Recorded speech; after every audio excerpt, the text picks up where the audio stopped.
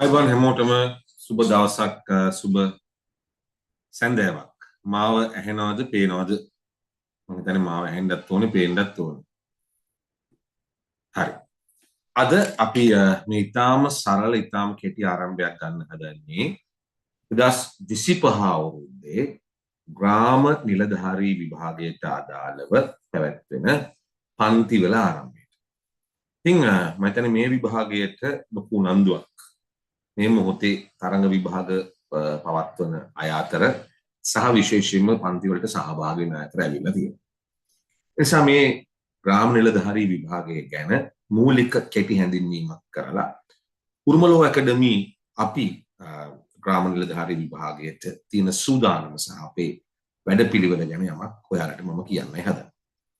ඉතින් අපි අද මෙහෙම පටන් ගන්නේ ග්‍රාම නිලධාරී විභාගයට මේ අවුරුද්දේ අපේ තියෙන පන්ති මූලික වශයෙන් ගැසට් එක පිළිබඳව පොඩි විවරණයක් කරලා ඒ ගැසට් එකේ තියෙන මූලික කරුණු ටික මතු කරලා ඒ කරුණු වලට අමතරව අපි කොහොමද ඔයාලව මේ වැඩේට සූදානම් කරන්නේ කියලා හිමින් සැරේ කතා කරන්න තමයි අපි උත්සාහ කරන්නේ.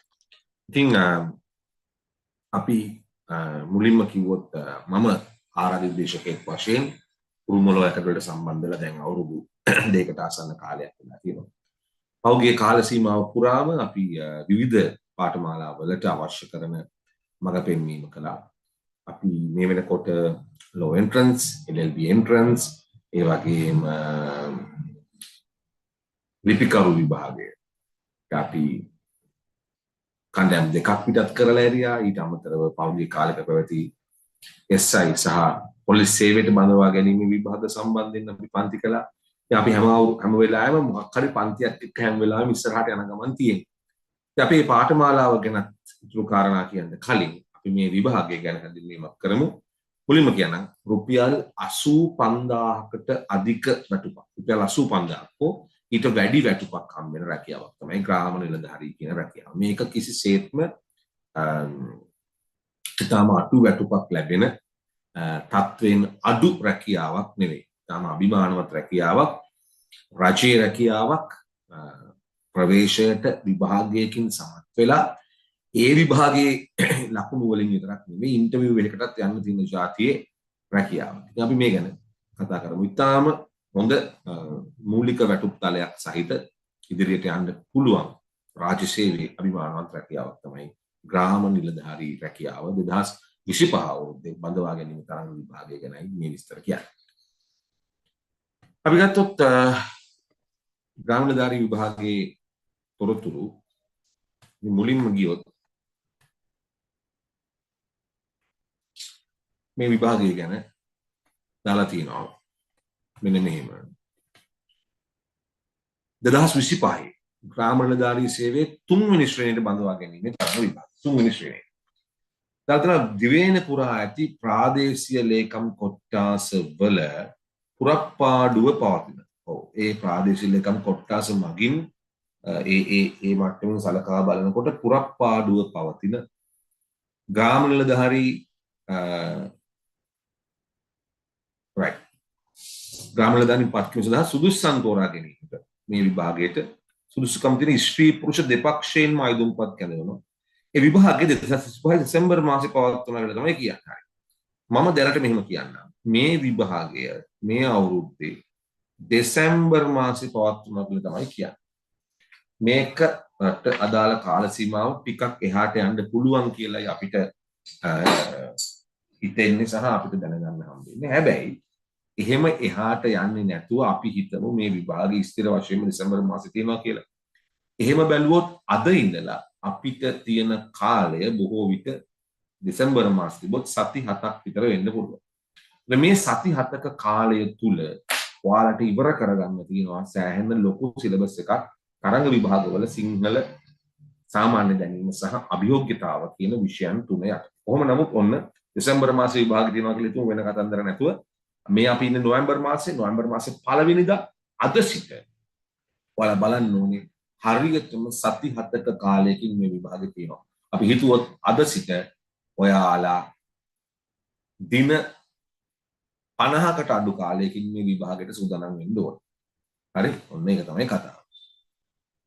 එතකොට අපි කතා කරන් යනවා නම් ඊළඟට අපිට පේනවා මේ විභාගයේ ප්‍රධාන වශයෙන් විෂයන් තුනක් තියෙනවා. එකක් භාෂා භාවිතය හා අවබෝධය කියන විෂය.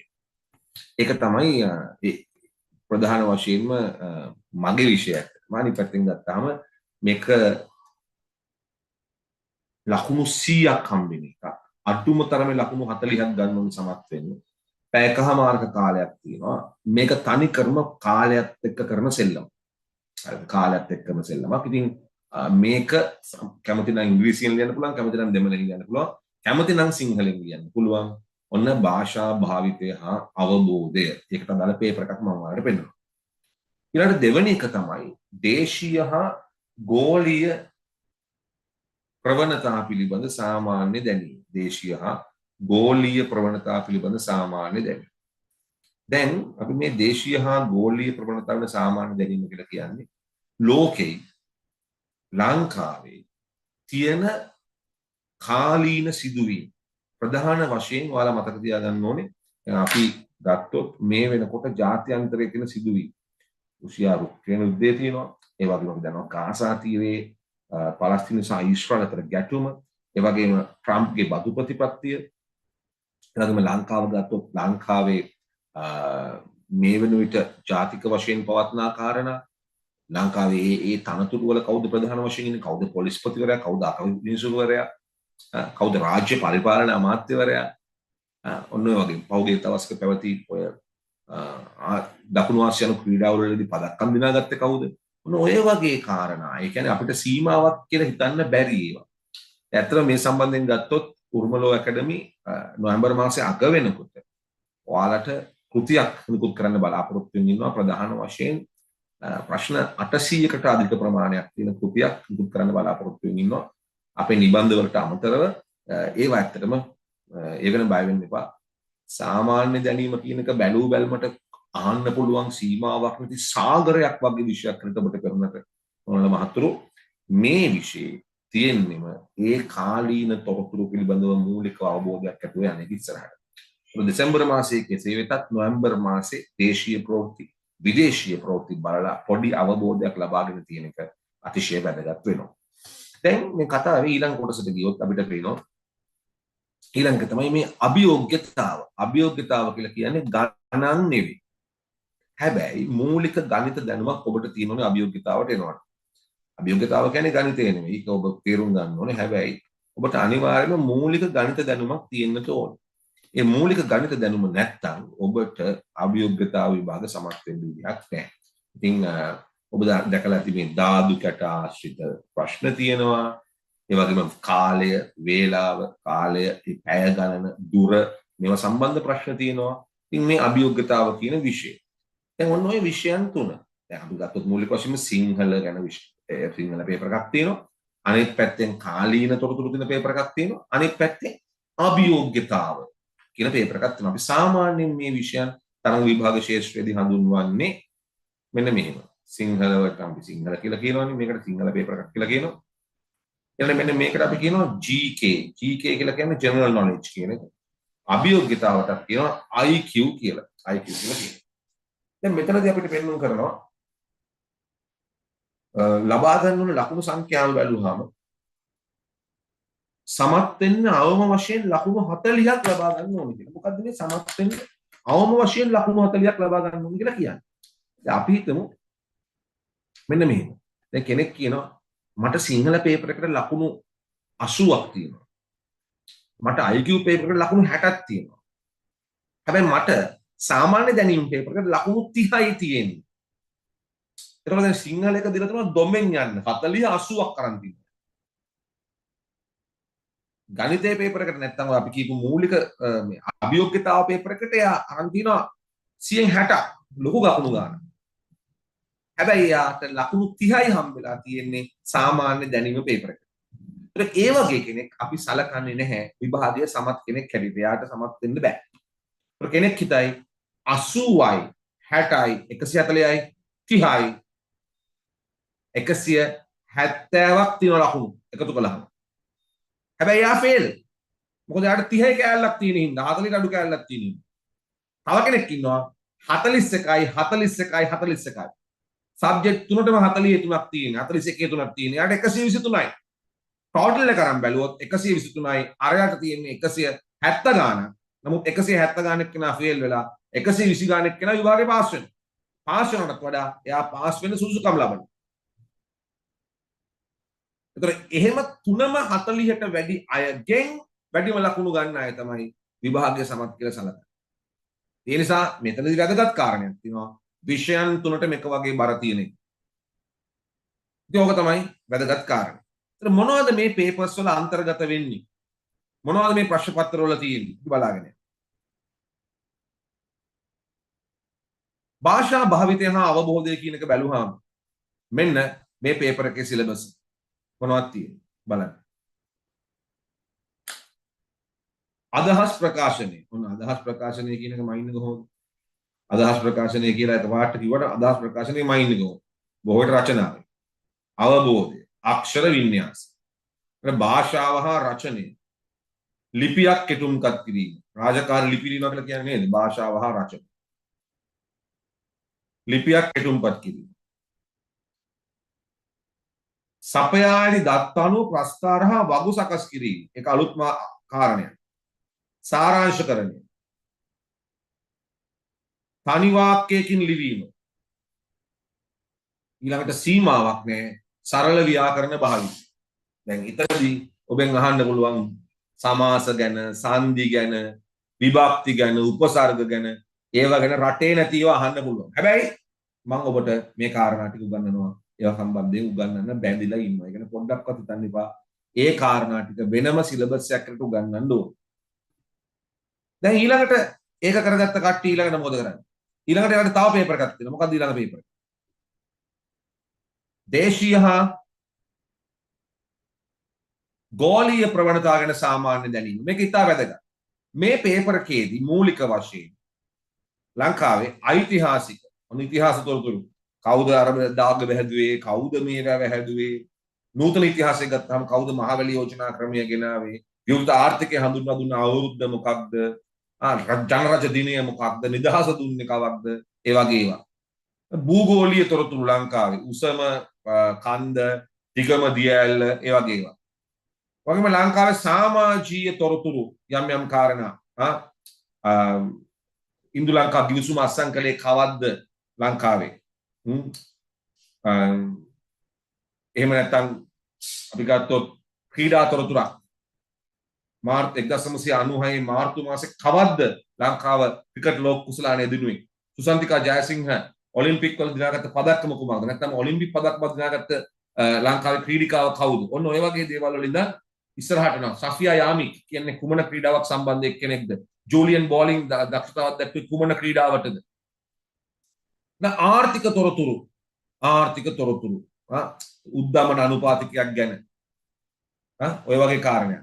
එහෙම නැත්නම් අර මං කලින් කිව්වා වගේ ලංකාවේ මොනවද විවෘත ආර්ථිකය හඳුන්වා දුන්නේ මොකෙන්ද? ඊට අමතරව ආර්ථික කාරණා සමාජීය කාරණාට ආවොත් එහෙම ලංකාවේ ආණ්ඩු ක්‍රම ව්‍යවස්ථාව ගැන මෙහෙම දේවල් අහන්න පුළුවන්. රාජ්‍ය පරිපාලන සම්බන්ධ කාරණා අහන්න පුළුවන්. විශේෂයෙන්ම දේශීය හා විදේශීය කාලීන තොරතුරු. දේශීය හා විදේශීය කාලීන තොරතුරු. ලංකාවට ආපු රාජ්‍ය නායකයෝ ගැන ලංකාවේ අගමැතිතුමිය ඉන්දියාවේ කුමන විශ්වවිද්‍යාලයක ඉගෙන ගත්ත කෙනෙක්ද? විදේශීය වශයෙන් ගත්තොත් මේ ඩොනල්ඩ් ට්‍රම්ප් මෑත කාලේ සංචාරය කළේ මොන රටකටද? එහෙම නැත්නම් බොරිස් ජොන්සන් කියන්නේ කුමන රටක හිටපු අගමැතිවරයෙක්ද? මෑත කාලේ අගමැතිවරුන් එක දිගට මාරු කරපු රටක් තිබුණා විශ්ව ප්‍රාංශය.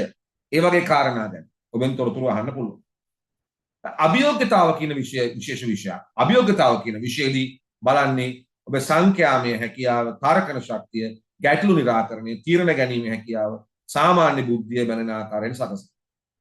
දැන් මෙතනදී අපිට පේනවා අපිට වෙන එක වැඩක් තමයි මේ වගේ ප්‍රශ්න පත්‍රවලදී සෑහෙන පෙර සූදානමක් ඕන වෙනවා ළමයි. දැන් උදාහරණයක් කරගෙන නැත්නම් මම අද කතා කරන්නේ මේ විෂයන් තුනම ගැන පොදුවේ.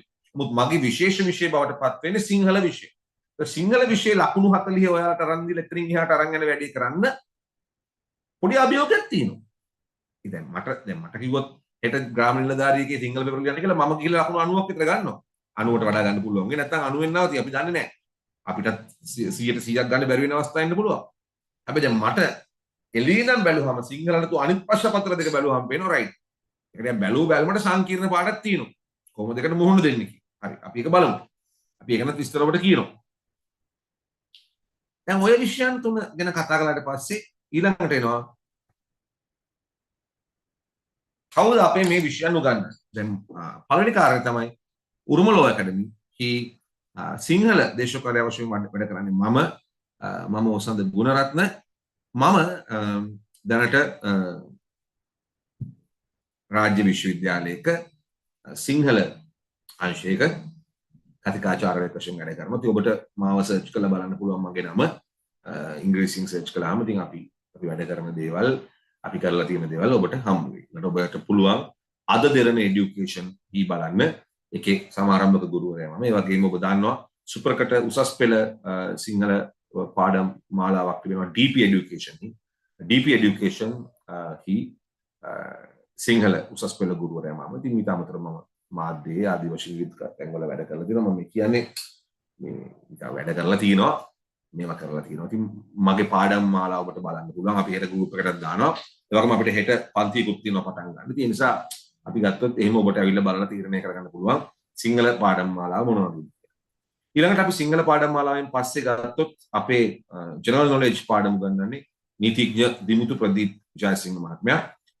දිමුතු ප්‍රදීප් ජයසිංහ මහත්මයා ගත්තොත් ඔහු විශේෂයෙන්ම කොළඹ විශ්වවිද්‍යාලයේ ශාස්ත්‍ර වේදී උපාධිය, ඒ වගේම විවෘත විශ්වවිද්‍යාලයේ නීති වේදී උපාධිය, ශ්‍රී ලංකා නීති විද්‍යාලයේ නීතිඥ තනතුර, ඒ වගේම තමයි ඔහු මේ වෙනකොට කොළඹ විශ්වවිද්‍යාලයේ සිංහල අධ්‍යනාංශයේ ශාස්ත්‍රපති උපාධියක් හදාගෙන ඉන්නවා. ඒ වගේම රටේ නීතිය ක්‍රියාත්මක කරන ස්ථානයක නීති අංශයේ නීතිඥවරයෙක් වශයෙන් කටයුතු කරනවා. ඒ තොරතුරු ඔබට ඉදිරියෙන් දැනගන්න හම්බෙයි. ඔහු කවියෙක් පැත්තකින්, අනිත් පැත්තෙන් මේ සියල්ලම එකතු කරපු ඉතාම හොඳ මිනිහෙක්. ඒ සියල්ලත් එක්ක ඔහු ඉතාම දක්ෂ ලෙස ඔබට මේ විෂය සමීප කරයි දේශීය සහ ජාත්‍යන්තර තොරතුරු පිළිබඳව. ඊළඟ කාරණේ තමයි අපේ තුන්වෙනි විෂය අභියෝග්‍යතා විෂය IQ. සාමාන්‍ය බුද්ධිය කියලා කියනවා. නීතිවේදී දිනලක කුරුප්පුආරච්චි ඔහු නීතිවේදී LLB උපාධිය සම්පූර්ණ කරපු ඔහුත් රටේ නීතිය සම්බන්ධයෙන් කටයුතු කරන ප්‍රමුඛ පෙළේ කෙනෙක්. ඔහුත් ඔබට හමු වෙලා කතා කරයි. ඔහු මේ නිතරම සුසුකම් සම්පූර්ණ කරලා තමයි මේ විෂය උගන්වන්න ප්‍රවේශ වෙන්නේ. දැන් මේ අපි ඔක්කොම එකතු වෙලා කරන්න හදන වැඩේදී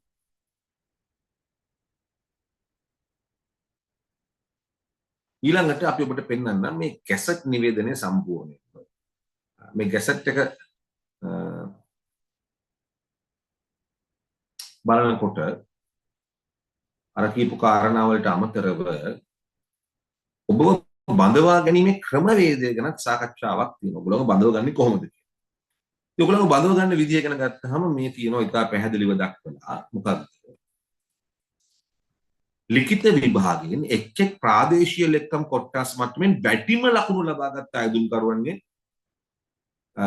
එක් ප්‍රාදේශීය ලෙක්කම් කොට්ටාසේ පුරප්පාඩු සංඛ්‍යාවක් මෙන් දෙගුණයක අයදුම්කරුවක් සංඛ්‍යාවක් යෝග්‍යතා ඇගීමේදී සම්මුඛ පරීක්ෂණයට කැඳවනවා. දැන් මෙන්න මෙහෙම.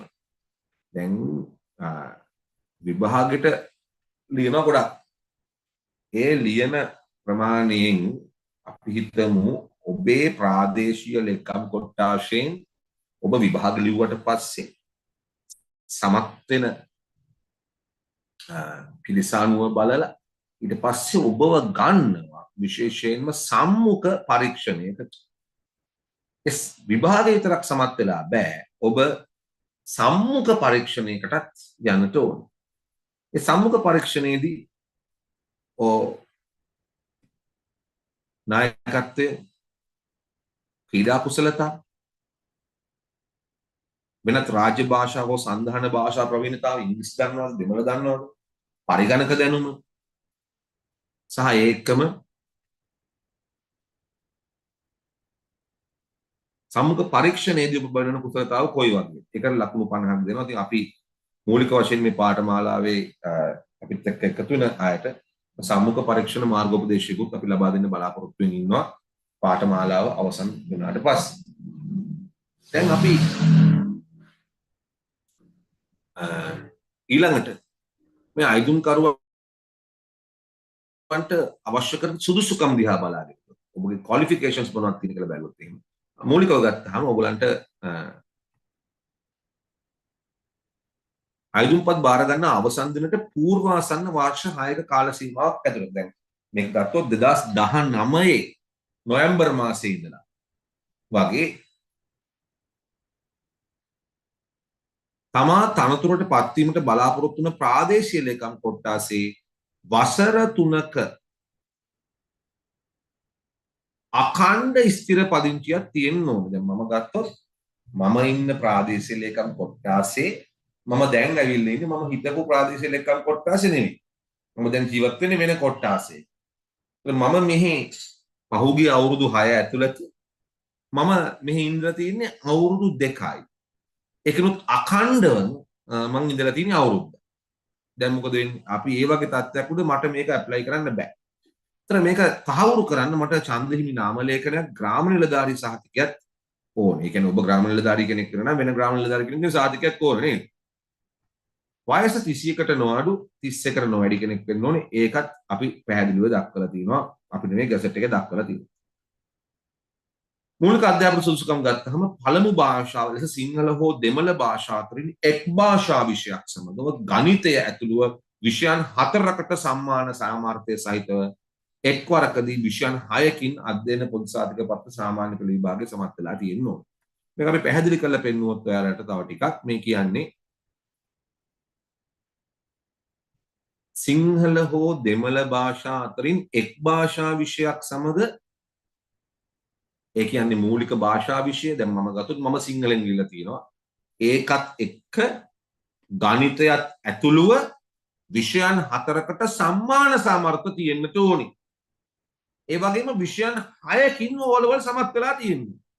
දැන් ඕගොල්ලෝ O level ඉන්න කාලේ විෂයන් 9ක් වෙන්න පුළුවන්. ඕගොල්ලෝ අවුරුදු 35 ගත්තොත් සමහර විෂයන් 10 වෙන්න පුළුවන්. ඔබ 6ක් සමත් වෙන්න ඕනේ. ඒ වගේම C සාමාර්ථ ඔයිට ඉහළ ඒවා තියෙන්න ඕනේ සිංහලයි ගණනුයි ඇතුළු විෂයන් 4කට. දැන් මේට අමතරව උසස් පෙළ මට්ටමට ගියාම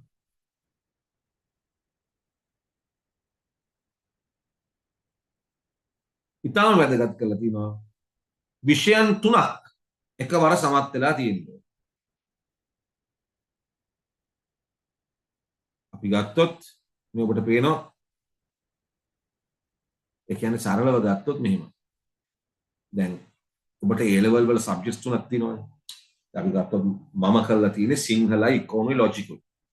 ඒත් මම මේ විෂයන් තුනම එකවර පාස් වෙලා තියෙනවා. කම්බයින්ඩ් මැත්ස්, කෙමිස්ට්‍රි, ෆිසික්ස් කරපු අය එකවර, බිස්නස් ස්ටඩීස්, ඉකොන් accounting කරපුවා එකවර සබ්ජෙක්ට් තුන පාස් වෙලා තියෙනවා. සමත් වෙලා තියෙනවා. සම්මාන සාමර්ථ කතාවක් එතන තිබුණේ නැහැ. එතන තියෙන්නේ සමත් වෙලා තියෙන්න ඕන කියලා. එතකොට දැන් මගේ කියවීමේ හැටියට මේ කියන්නේ සිංහලයි මැත්ස් වලටයි C2ක් එක්ක පොදුවේ C සාමර්ථ 4ක් හෝ ඊට වැඩියෙන් තියෙන්න ඕනේ. පොදුවේ සබ්ජෙක්ට්ස් 6ක් පාස් වෙලා තියෙනවා O level වල. ඊළඟට A level වල සබ්ජෙක්ට් තුනම පාස් වෙලා තියෙනවා. සමත් වෙලා තියෙනවා. මේක S3ක් උනත් කමන්නේ. අපේක්ෂකයන් ලංකාවේ පුරවැසියෙක් වෙන්න ඕනේ. අධිකරණයේ වැරදිකරුවෙක් වෙලා තියෙන්න බෑ. ඉතා වැදගත්. රජයෙන් සේවයෙන් පහ කළ අයෙක්, සේවය හැර ගිය අයෙක්, ඕ අකාර්යදක්ෂතා මත විශ්‍රාම ගන්න අයෙක් වෙන්න බෑ.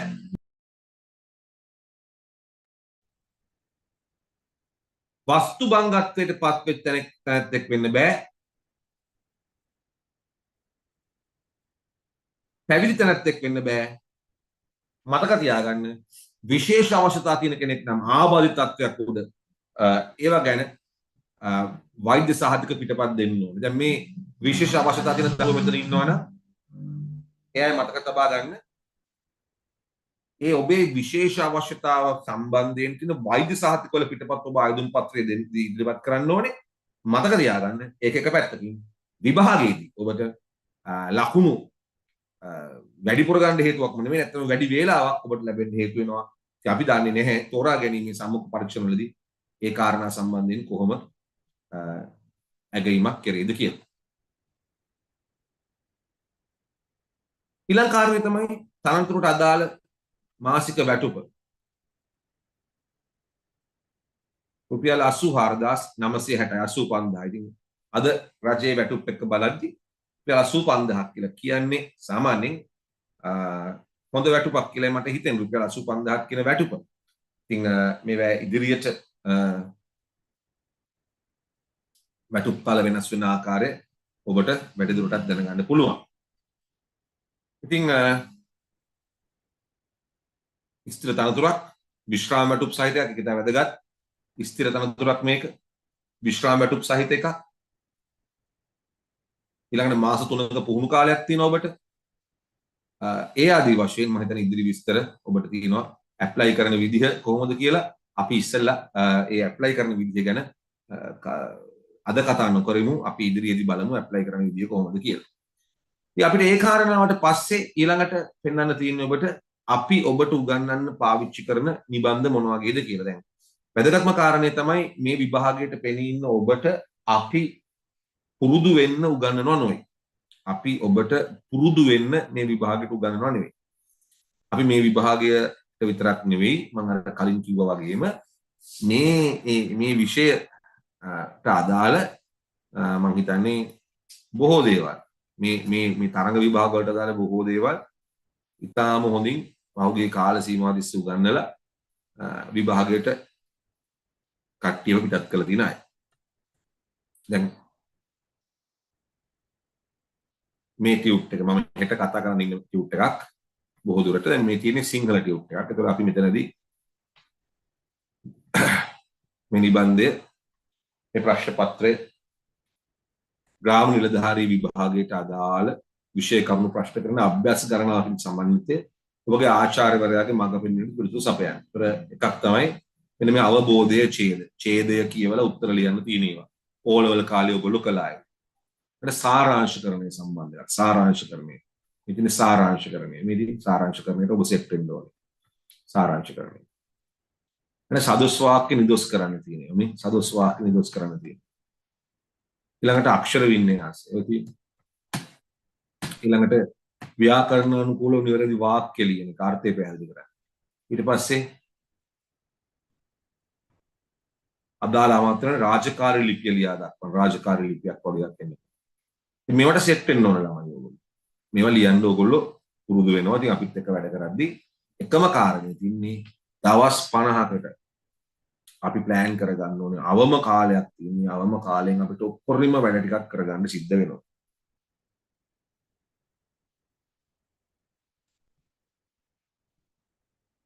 ඊළඟ කාරණේ තමයි ඔබ බලන්න මෙන්න මේ තියෙන්නේ ඔබට දාලා සාමාන්‍ය දැනුම සම්බන්ධයෙන් තියෙන අපේ ප්‍රශ්න පත්‍රය. ඒතර මේ මෑතක මම හිතන්නේ ගියසුමාන නෑ පෙරේද තිබ්බ පේපර් එක රාජ්‍ය භාෂාව, ජාතික භාෂා, භාෂා විධි විධාන මේ ඒ ගැන තියෙන එකක්. ඊළඟට අනිත් පැත්තේ නාකොටික් කියන්නේ මොකක්ද? ඒ වගේ අහන්න පුළුවන්. දකුණු ආසියානු ජ්‍යෙෂ්ඨ මල් ක්‍රීඩාවල ලංකාවේ මරණ දඬුවම ක්‍රියාත්මක වෙන ආකාරය ඔන්න ඔය වගේ කාරණා එක්සත් ජාතීන්ගේ දිනය ඒ වගේ දේවල් කොරියන් රැකියා ඊට පස්සේ මැලේසියාව ලංකාව ලෝකයේ පුරා විහිදුණු දේවල් ඊළඟ කාරණේ තමයි මේ තියෙන IQ ප්‍රශ්න පත්‍රයක් මේ මාසේ ගිය මාසේ මුල අපි උගන්වපු පේපර් එකක් මෙන්න මේ වගේ ඒවා. යම් කාර්යයක් නිම කිරීමට පිරිමින්ට දින 8ක් පිරිමි 8කට දින 5ක් යනවලු ගෑනු 16 දින 10ක් යනවලු පිරිමි 5කට හා ගෑනු 20කට එකතුලා හිත කාර්ය නිම කරන්න දින කීයක් යනවද කියලා. ඉතින් ඔය වගේ ඒවා. මේ ඝනකාභ සම්බන්ධ ගැටලු ඝනක සම්බන්ධ ගැටලු සම්භාවිතාව සම්බන්ධ ගැටලු ඔන්න ඔය වගේ ඒවා නේ. ඉතින් ඔන්න දාලා තියෙනවා ප්‍රකාශවල සත්‍යතා විසඳනේ වරවනවා. දැන් මෙහෙම එකක් තියෙනවා. මම ආයෙ මතක් කරනවා.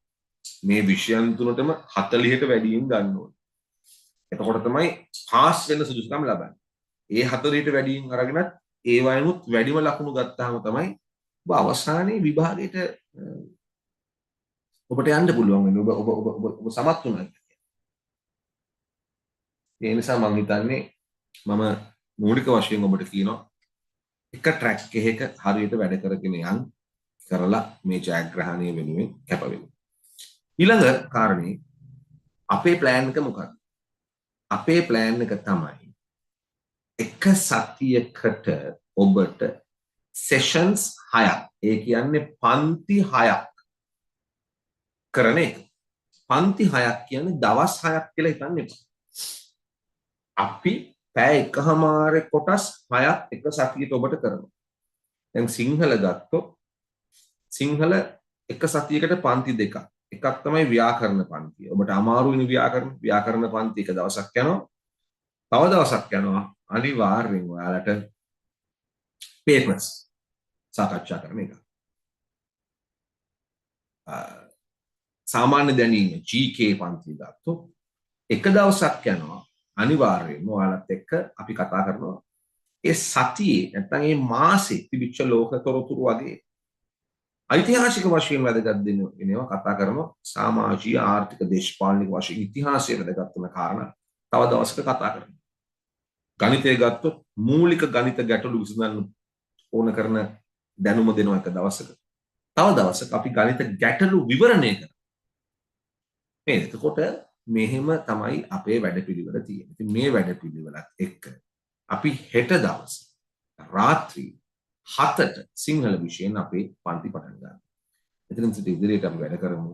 ඉතින් ඒ හෙට දවස කියලා කියන්නේ නොවැම්බර් මාසයේ දෙවනිදා. සමහරට මේ වීඩියෝ එක ඔබ දකින්නේ මේක YouTube එකට අප්ලෝඩ් කරලා පස්සේ වෙනම පසුව තමයි බලන්න දකින්න ඇත්තේ. ඒත් ගැටලුවක් නෑ. ඔබට පුළුවන් අපේ WhatsApp නම්බර් එකට කතා කරලා පැරණි පටිගත කිරීම ඉල්ලගෙන අකණ්ඩව මේ වැඩෙත් එක්ක ඉස්සරහට යන්න. එහෙනම් අපි හෙට හවස 7ට හමු වෙන බලාපොරොත්තු වෙන මූලික හැඳින්වීම කළ නවතින්නයි හදන්නේ. විනාඩි දෙකක් දෙනවා. ප්‍රශ්න ඇත්නම් අහන්න මේක පැහැදිලි කරගන්න. දිල්හානි, ඉෂානි, කෞශල්‍ය, මහේලි, නෙත්මි ඔක්කොම ඉන්නේ නෝනලා. සකුනි, තිලිමි. හරි. මේ නෝනලට දැනගන්න දෙයක් තියෙනවා නම් අහන්න. මගෙන් ඔබට පුළුවන් ඒ වගේම ඔය ඉන්න ගමන් මම රෙකෝඩින්ග්ස් ටිකකුත් දෙනවා ඔයගලන්ට ඔය වැඩේ පන්තිය සිංහල නම් ගත්තාම ඉස්සරහනකොට ඒ රෙකෝඩින්ග්ස් බලලා හැමින් ඉස්සරහට වැඩි කරන් යන්න. හරි. එනම් ප්‍රශ්න නැත්තම් මම නවතිනවා. හෙට හවස 7ට හමු වෙන බලාපොරොත්තු වෙනවා. ඔබ සැමටම සුබ රාත්‍රියක්. කුරුම ලෝ ඇකඩමිය ඔබට සුබ පතනවා. ඔබේ වැඩ කටයුතු සාර්ථක කරගන්න. Thank you. Good night.